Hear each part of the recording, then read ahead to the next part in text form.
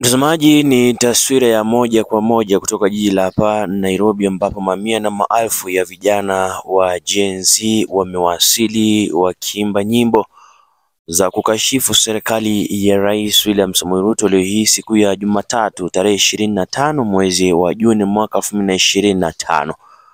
Maandamano makini, kinacholeta maandamano haya ni mauaji ya kiolela ya serikali ya Rais William Samoei Ruto, uongozi mbaya na matumizi mabaya ya vyombo vya dola.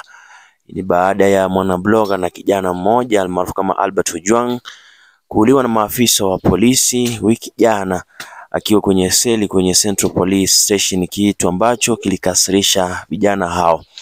Hadi hivi sasa takriban vijana 60 wamepoteza maisha yao kwa njia ambazo ni tatanishi. Hizo taarifa za hivi sasa.